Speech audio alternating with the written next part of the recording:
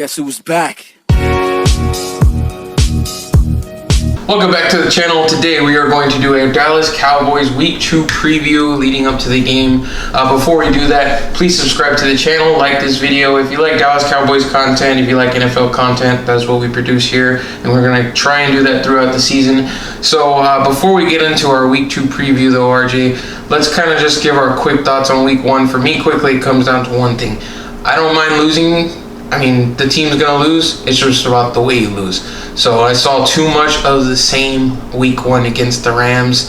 The defense, I already thought they weren't going to be impressive, which is fine. You know, they have a lot of new pieces. Really, it's going to be up to the pass rush. The Rams knew that. They weren't going to give their quarterback an opportunity to get hit. So basically, the defense, I mean, the only way that they're going to be successful, and we've said this before, is that the way this team wins is if they're playing with the lead. The offense is what's going to be driving this team. So 17 points, that's not close to Team 40 Burger. Everything's been talking, you know, that's not anywhere near what they're going to need to be competitive. But again, it's only 1 week. But there was a lot of the same things that we were concerned with in the 2019 offense that we saw in Week 1. And hopefully they will change. But on to Week 2, we'll see what happens. Your thoughts? Yeah, I didn't see much on offense, what maybe had been talked about a lot in the offseason, but I kind of stepped back and with the reality of things, basically a month and a half ago, this is the first time these guys all got together at the facility together and were able to, I guess, kind of install things in person and stuff. So we'll see what happens Week 2. The main thing that I have to see is just more creative, like the first 3 weeks were of last season, but the way the first three weeks were of last season continuously throughout this season, to know for certain that whoever's running the show is doing what they want. And on the defensive side of the ball, the Rams had a good game plan. I felt like too, Week 1 teams that have had coaching staffs there for a little bit, some more continuity, that they were going to come out a little bit more prepared and they're going to have the upper hand, and that was what happened. I look at it and say, I think they played a bad game. They didn't play the way we wanted them to, as far as to go about things offensively. As far like they only used play action on 4% of plays, where opposed to the rest of the league in the top half that won games was like 14%. So 16%. Obviously, the Rams used the most, and they ended up winning. They only lost by 3 points. Yeah. And there was a missed field goal in the game. Yeah. I mean, on third down, there were 3 drops in the game. The good thing is, this team with this coaching staff is facing adversity right off the bat with injuries. And stuff like that. I think that's a greater concern for me right now is personnel, not schematically. So we're gonna get to see very quickly how they respond, and if it's gonna is it gonna be the same thing? Just like we said last week, that was one of the things that I was looking forward to, was how are you going to adapt with a change in a position? And we saw from the very get, I mean, starting at right tackle was the undrafted rookie, Terrence Steele, and I thought he played good the first half, but as the game went on, I mean, Aaron Donald was destroying. I mean, he took 3 guys out in one play, the one play that's going all over Twitter. But anyway, they lost the game. There's a lot that they can glean from that loss, and a lot of things that they can change going forward. But like RJ said, adversity's hitting already. We're going into Week 2. They're going to be playing the Atlanta Falcons. The first practice report came out today. Tyron Smith did not practice today. I mean, we know what happened the last time that Tyron Smith was out in a Falcons game, that got sacked 6 times, and that was basically the start of the end of the 2017 season. Jane Slater's already said that she expects him to play. Amari Cooper also expects him to play. He popped up on the injury report. But of course, some of the casualties of Week 1, Blake Jarwin, he's done for the season with the torn ACL. Leighton Vander Esch out for 6 to 8 weeks with a broken collarbone. Yesterday we learned that Sean Lee, who was on short-term 3-week IR, is actually going to be out 6 more weeks because he had surgery for sports hernia. So one of the most concerning position groups that most would have said was a strength before the season started was linebackers, now looking like one of the weakest ones on a defense that overall pretty much, underperformed even the low expectations that I think pretty much everyone had for them. And now they're going to be facing an Atlanta Falcons team that, I mean, maybe they didn't light up the scoreboard, but yardage-wise and everything else, they have 3 over 100-yard receivers in week 1. Of course, Julio Jones always going to be a menace. Calvin Ridley, Russell Gage, those other 2 complimentary receivers went off. Todd Gurley. Matt Ryan's a really good quarterback. I would say a top 10 quarterback in the league. And they're kind of in a very similar boat to the Cowboys, I think. If you compare the games, of course, Seattle scored a lot more points, but they're obviously both teams are going in 0-1. They both had situations in the game where they were in the red zone and they went for it on 4th down, did not convert. And they're really going to be driven by their offense too. So, RJ, what are your thoughts going into week 2 looking at this game? Oh my gosh, Atlanta's secondary wasn't very good in that game. They do have a little bit of good pass rush. They have solid guys on the end. Dante Fowler, for whatever reason, is with the Rams. He's always been a menace to the Cowboys. They don't have that guy. They don't have that guy though. They don't have that guy on the defensive line. They don't have that guy in the secondary, and what I saw is Gallup had no problem handling Ramsey, and from the get-go, just let the offense flow, and I'd expect a back and forth game from Atlanta. I expected him to have a breakout year, and he started off the season with 33 fantasy points. So yeah, 130 receiving yards in that game. I think all 3 receivers had over 12 receptions in that game. I mean, they had to throw. They were down early.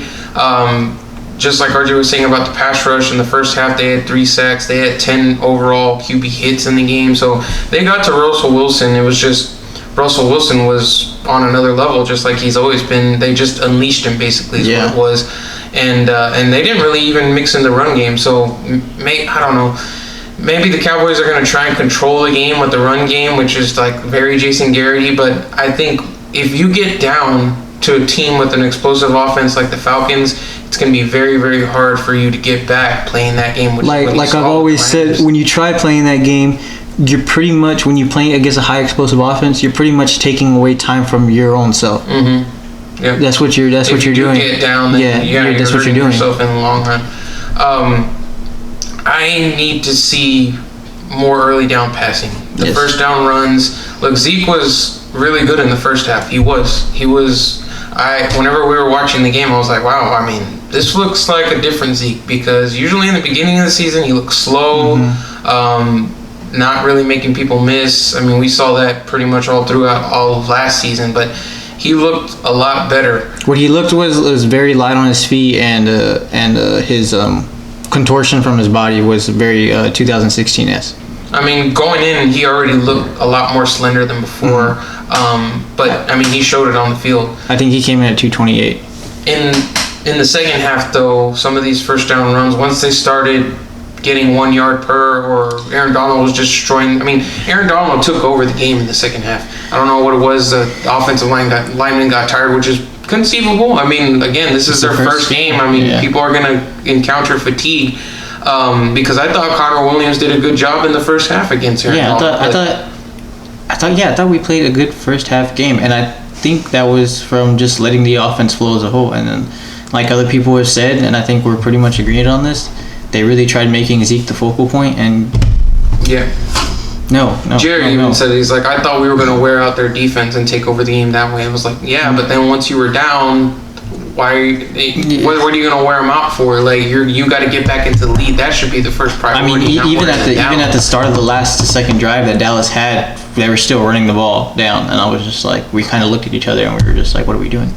Michael Gallup's got to be a bigger part of this offense. I felt like Gallup showed that he's probably the best receiver on the team. Yeah, I mean, he could be. He could very well be. Also, I will say that some of the things that they were having Amari Cooper do in the game were very simplistic, and he did them to the best of his ability. He had a couple drops in the game on third down that were critical. I think this was one of the things that I heard about Mike McCarthy coming to the season that I kind of just looked past and said, okay, hopefully this won't be the same thing this time around, but now it's popping up with a couple other things, and that was that he's not going to help you with your route, similar to what Jason Garrett did. You're going to go out and run the route. He's not going to scheme you open, is basically what it is, which is something that I would really want, that was the opposite of Jason Garrett. But if we're going to get more of the same of that, then I don't know how long or how with the talent they have, it should work. Yes. But whenever you encounter really good defenses, that's whenever you're going to have to start helping out your team. And then another thing that ties into that, just like RJ said, the pre-snap motion. Week 1 from 2019 versus week 1 this year was just like a far cry of each other. It was almost like they were running the offense that they ran in the Saints game in the second half of the 2019 Saints game in the second half. They ran in this week 1 against the Rams. They just got to open it up a lot more, put the ball in Dak's hands and let him guide this offense because, I mean, he's the quarterback. He hasn't given you a reason to go away from him. Yeah, to go away from him, and his ability to, like at the end of the second half. I mean, at the end of the first half, he kind of just like bailed you out. Said, "Here you go down there and score," and they did. I don't like to bring this up, but I was thinking the other day, man, why do I feel so comfortable with Dak? Growing up watching Tony Romo, whenever the ball would release from his hands, I'd almost be like gritting my teeth, like I don't know what's going to happen on the other end of the screen sometimes, because he made some rash decisions sometimes. Whenever Dak releases the ball, I'm 100,000,000% confident that it's going exactly the spot where it needs to be, because he doesn't make rash decisions. He knows where he's going with the ball. Sometimes he's a little off on his point, or a couple years ago he was off. Now he's not off anymore. He's going to be within catching distance every time. Look, when he released that ball to Gallup, I said, "Oh hell yeah!" I mean, it was like, on the money as it was. And penalty. You say what you want about that. That was bogus. I thought it was stupid, but and whatever. I would in any situation with any team, unbiased, it could have been a Philadelphia Eagle catching that ball. Both guys have their right to the ball, and both guys are fighting down the field. And if they're both drawing for position at the end of it, let the best man win. Yeah. So in this game with the Falcons, I think they have enough pass rush and enough talent on defensive line to be disruptive enough, like the Rams were. They still have Grady Jarrett in the inside, who's really good. Takk McKinley played really good for them last year. I believe he's in a contract year, so he's going to be very motivated. We see this all the time with pass rushers in their final year of their deal. Dante Fowler, like RJ said, has been troublesome to the Cowboys in the past. So I think they have a solid defensive line to go up against what right now is an injured or, a bad performing Cowboys offensive line in week 1. So I think they're going to have to mix in some quick screens. Tony Pollard's got to be another focus of this offense. He's got too much juice to not see the field. I mean, you saw in that one run that he had, the carry, he cut all the way back and got 5+ yards on it. Like, He makes the same play that Zeke does when he made all those guys miss. I'll just say it. Yeah. Zeke for the touchdown. Like, he easily makes that play too. Yeah, I mean, he made that play on that run. He cut back just exactly like that. It was just in the middle of the field, so they were able to contain him. Like, there are too many weapons on this offense for them not to all be involved. And whenever they let Dak drive down the field in a hurry up, what did he do? I believe he hit 6 different receivers on the drive, and that's whenever they scored right before the half. Like, just let the guy go out there and ball, because the defense is not going to be good enough. The defense is only going to be good whenever they're able to pin their ears back, because that's where the strength comes in. The strength is going to be the defensive line. Everson Griffin, Aldon Smith, who had a really great game. That was one of the few bright spots of the game. And DeMarcus Lawrence. Those are going to be the cores of your defense this year. Nobody else. You don't have a single playmaker in the secondary. Linebacker is weak as shit, and it's going to be like that. I mean, sadly, that's just what it is. So you got to get the lead and hold on to it so your defense can succeed. That's just what it's going to be. And think of it like the 2014 Cowboys. That was a way worse defense, I'll say, talent-wise. Oh, yes, absolutely. Absolutely. But what was that 2014 offense doing? They were gaslighting guys, and then that defense was able to hold on to bend but don't break. If you get into this, if you play that game on the offensive side of the ball where you're gaslighting people, this defense is going to be able to just wreck in the fourth quarter. They need to realize too, in that 14 season, like they were, yes, they wanted to run the ball, they wanted to control the clock, but at any time that they needed to march down the field and score. In 2014, when they got down 10-0 against the Seahawks, what did Tony do? Score. In 2014, when they got down against when the Eagles came back and roared back and they needed to score, boom, they got it. Here's the ball in your hands. And Dak can do the same thing, and he showed you that he could do that at the end of the first half. And he showed you that last year too, when you gave him the ball and just let him do him. So I think that's really going to be the key. Don't look at anything on your defense as a strength. The offense is going to be what drives this, and play to score. I didn't like D-Law playing without his hand in the ground. Yeah. I think it's just going to be a thing that he's going to have to get used to, where not having a preseason type thing, he's not going to be great at it at the beginning, but I don't know. There was definitely, I think, I feel as equally as good things to take away as bad things to take away. But I feel like the bad things are more of are fixable, and the good things, there's a lot more optimism to go off of it and a lot to build off of it.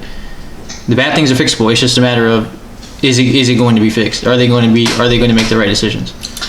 So going into week 2 against the Falcons, I really see these teams as parallels. They're very, very close to each other. Yeah. They both are going to have to do the same thing to win.